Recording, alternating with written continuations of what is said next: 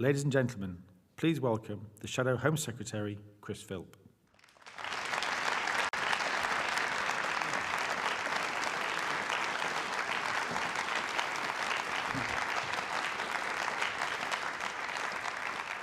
Thank you, and good morning. I hope everybody's hangovers have begun to subside this morning.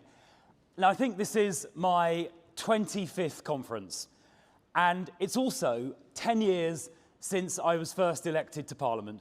And you know what? You never forget that first election. I remember leaving the election count as the sun rose over Croydon. Somebody laughed there. Katie, that was you. The sun rose over Croydon, and I turned to my wife and I said, in your wildest dreams, did you ever imagine you'd be leaving a general election count with your husband having just been elected as a member of Parliament? She turned to me and replied and said, in my wildest dreams, you don't feature.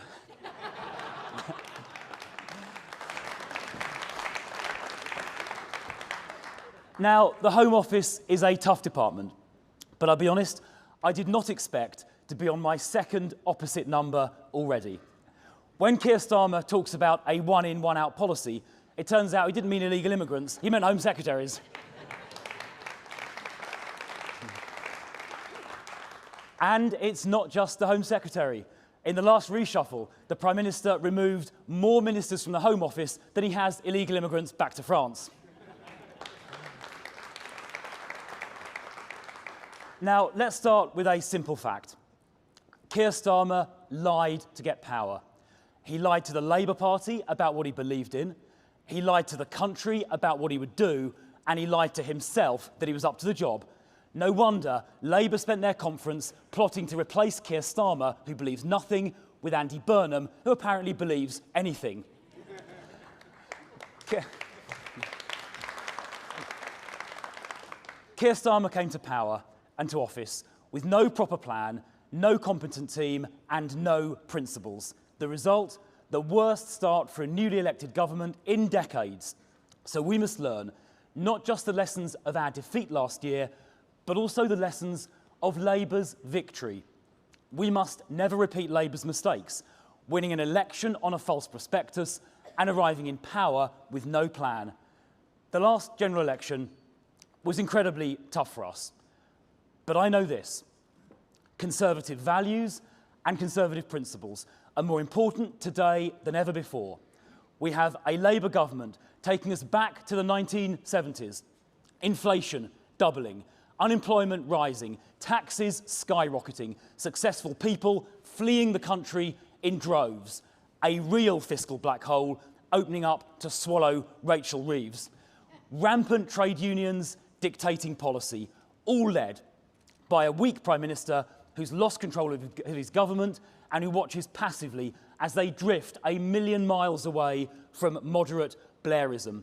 It's a cross between incompetence and old-school destructive socialism, and we Conservatives will fight it tooth and nail.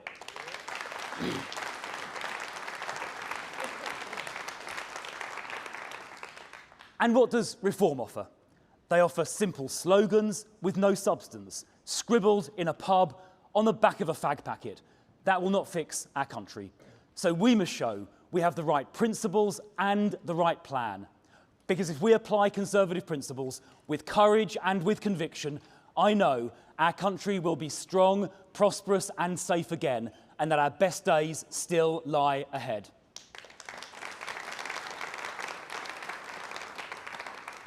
And that's why I'm proud to be a Conservative. As a South London grammar school boy, I believe in opportunity. Having studied physics at university, I believe in practical solutions which actually work. And before Parliament, I set up and ran several businesses. Now, my first business, set up when I was 23, was a delivery company. I started off driving the delivery van myself and managing generally to avoid crashing it. A few years later, that company was listed on AIM. It was bought by a large competitor, which in turn is now part of Tesco. So I believe in hard work and free enterprise, and I literally know what it is to deliver. It's a shame no Labour cabinet minister, not even one, has ever set up a business. Although some do seem to have worked in the creative industries, mainly CV creation. Look, Rachel Reeves may not be a real banker, but she did work in customer complaints, which I imagine is coming in pretty handy right now. Now, let me start with Labour's clearest failure, which is on borders. Their weak gimmicks have not worked. First, they said they would smash the gangs. Well, that is laughable. Then they said the French would stop boats near the coast. That hasn't happened either. Next, they said they would send a handful of people back to France. Maybe one of them can have a turn at being French Prime Minister. But none of their gimmicks have worked.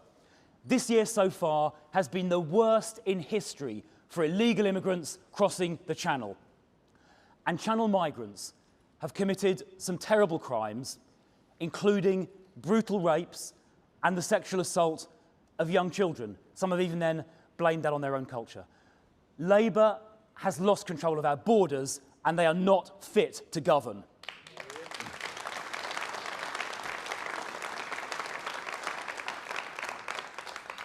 And Keir Starmer has been saying for decades that calling for border control is somehow racist.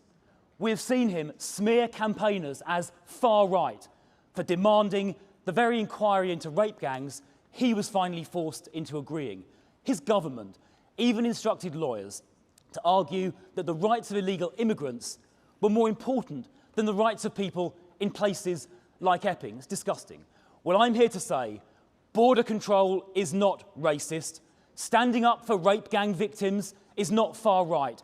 And if Keir Starmer won't stand up for Britain, then this Conservative Party will.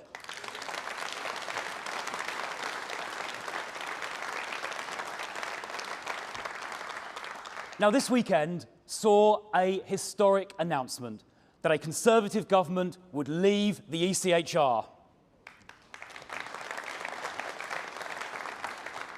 Because we cannot any longer remain part of a system that prevents us from controlling our borders, no matter how noble its original aims.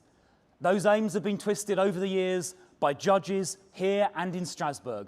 So the ECHR now protects dangerous foreign criminals and illegal immigrants. This madness has to end. We must leave the ECHR. We must do it as soon as possible.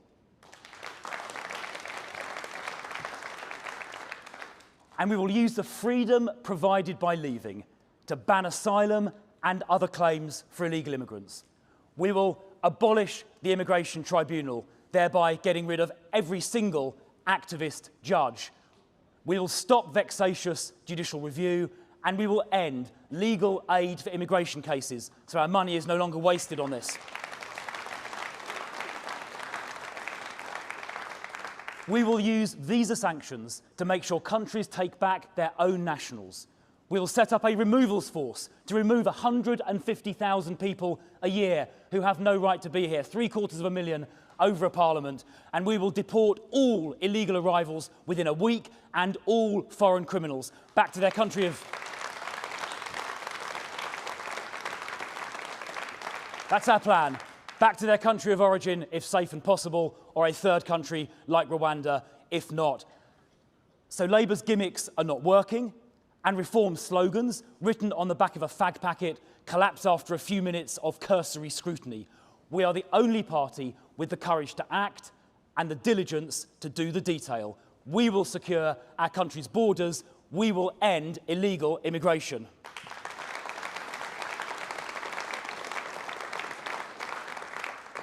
Now, let me turn to legal migration, and I'll start by being brutally honest.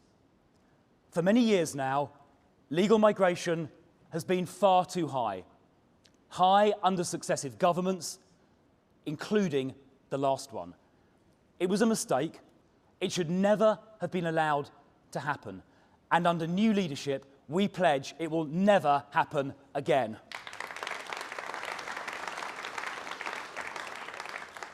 And here's another truth. Mass low-skilled migration is not good for our country. It puts pressure on housing. It puts pressure on hospitals and schools. And before the open borders left say anything, less than 3% of recent immigration has been for the NHS, doctors and nurses. It also undermines social cohesion. Over 1 million people speak little or no English. In one East London borough, a shocking 73% of children don't speak English as their first language.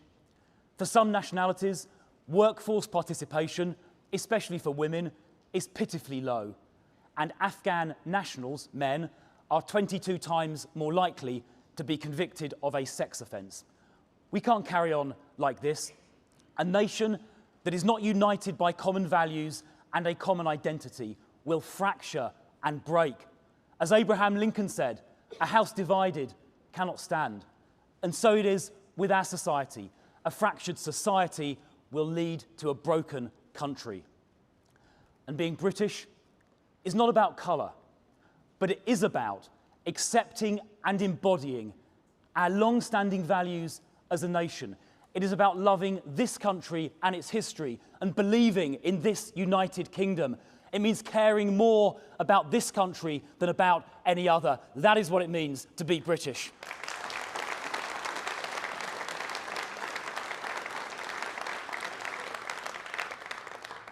And here's another truth. We must be honest that mass low-skill migration is not good for our economy. Just 1 in 7, only 1 in 7, of recent arrivals from outside Europe came here primarily to work. And even those who did come here to work, around half ended up working for low wages. And people who work on low wages pay less in tax than they consume in services. So it is a myth, it's untrue, that mass low-skill immigration is good for the economy. It isn't. Perhaps one reason that productivity here has stagnated in recent decades is that businesses have relied on importing low-skilled workers instead of investing in technology and automation, as many other countries have. And one of the reasons why there are 9 million of our fellow citizens, adults, not working, is that businesses have hired low-skilled foreign workers instead. So rather than import low-skilled workers, let's get people here back into work and let's invest in technology. Now, of course, we welcome limited, high-skilled immigration in the tech sector, in the finance sector, for scientific research or for medicine. We should make it easy to come here and work in those high-skill, high-wage sectors. But let me say this, the days of mass low-skill migration have to end.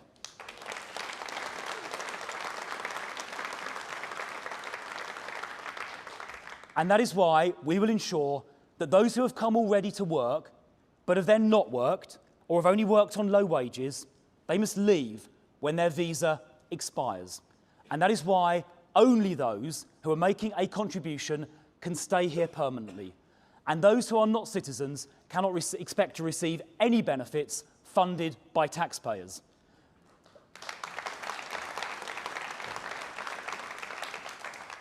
And that is why we will set a binding annual cap on immigration voted each year by our sovereign parliament.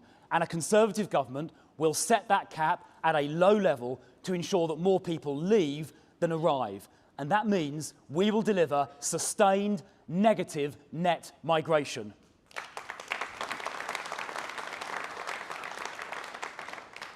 This is a common sense plan, strong policies, properly worked through, real change, building a genuinely united society. That is the change we will deliver.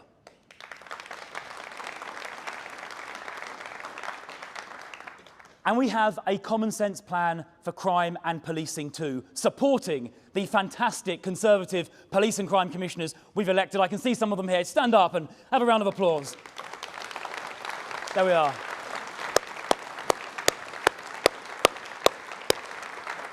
Fighting crime up and down the country. And while I'm saying thank you to our team, I should also thank Katie Lamb and our Shadow Ministerial team, and Matt Vickers and Alicia Cairns and Harriet Cross. Stand up. Go on, Katie.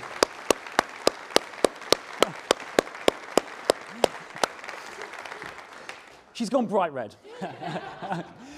Now, nothing is more important than keeping our families safe. And this calls for zero tolerance on crime. But Labour seems more interested in what people say on social media than they are in catching burglars. It is time to end the madness of police showing up on someone's doorstep because they have offended someone online. The police should catch real criminals, not off-colour tweets.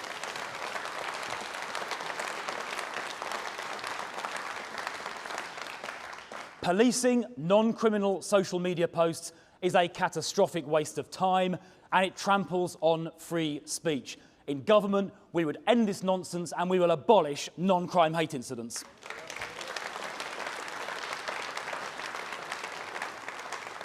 So you can tweet away. Conference, there is no room in policing for politically correct posturing. Now, what I've got to tell you now will shock you. There is a so-called anti-racism commitment plan published by the College of Policing and the Police Chiefs Council that literally says policing should not be colourblind. Let me be clear, yes, it should.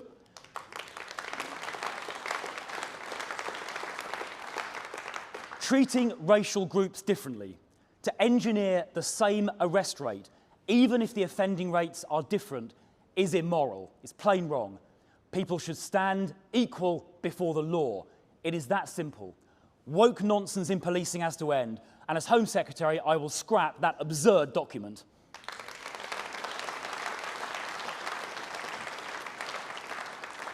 Now, we left office last year with record ever police numbers, nearly 150,000, in fact 149,769 to be precise, on March the 31st, 2024, not that I was counting. Now, under Labour, these numbers are already going down, while shoplifting has surged 20% under Labour to a record level, and overall crime went up 7% in Labour's first year, reversing the declining trend under the last government, I might add. Real crimes are going uninvestigated. Weak on crime, weak on the causes of crime. That is Labour today.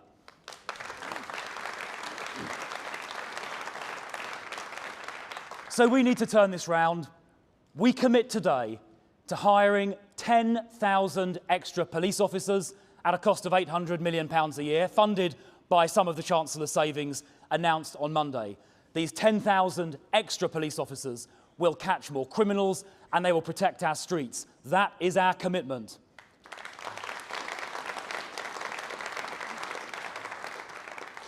And we will use some of these extra officers to deliver surge, hotspot policing in 2,000 high-crime neighbourhoods around the country.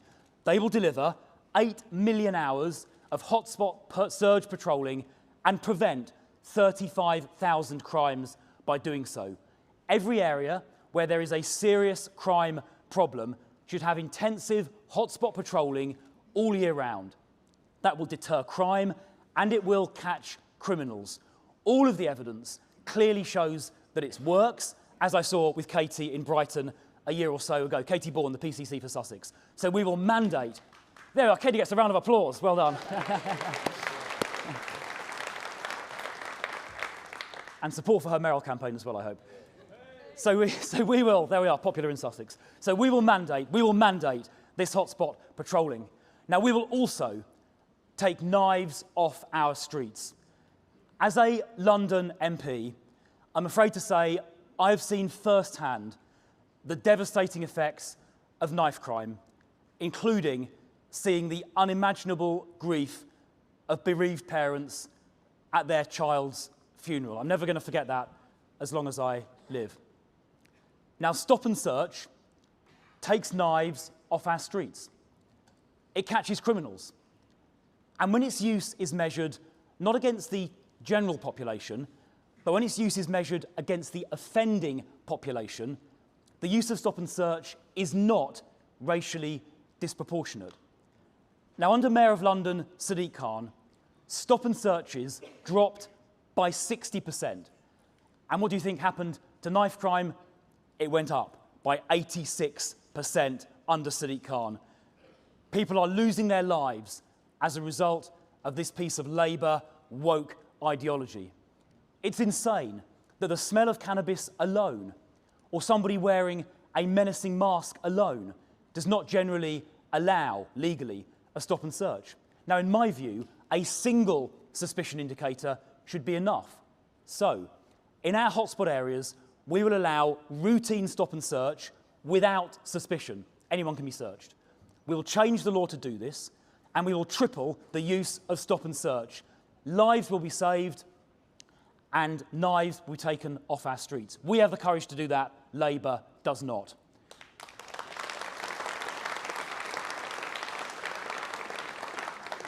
Now, we will also continue to fight for the victims of rape gangs, where the sickening rape of young girls was covered up because the perpetrators were of mainly Pakistani origin.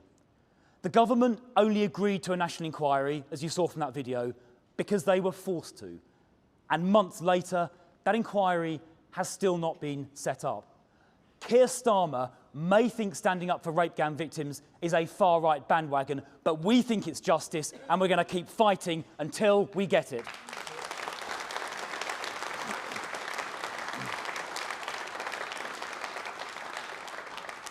Now, we will also fight the scourge of terrorism. We stand here on the anniversary of the atrocity committed on October the 7th, 2023, a day that will live in infamy. And we saw it on the streets of this very city, just a few miles from where we now stand, at 9:31 last Thursday morning. But let me say this. We will never be intimidated by terror. We will stand with this country's Jewish community and fight with all our energy and all our resolve the ancient evil of anti-Semitism wherever it is found.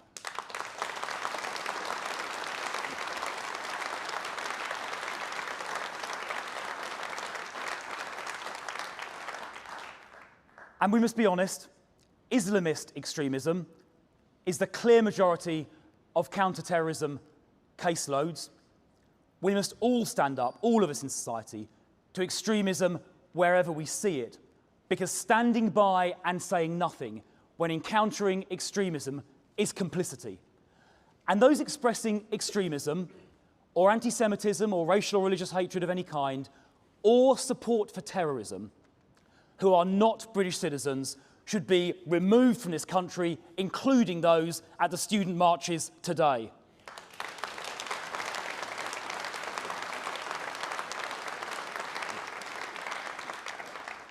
And I would like to thank all the officers who responded so bravely to last Thursday's terrorist murder, and to all the officers up and down the country and to the security services who take risks to protect us every single day. So let us say this to them: thank you.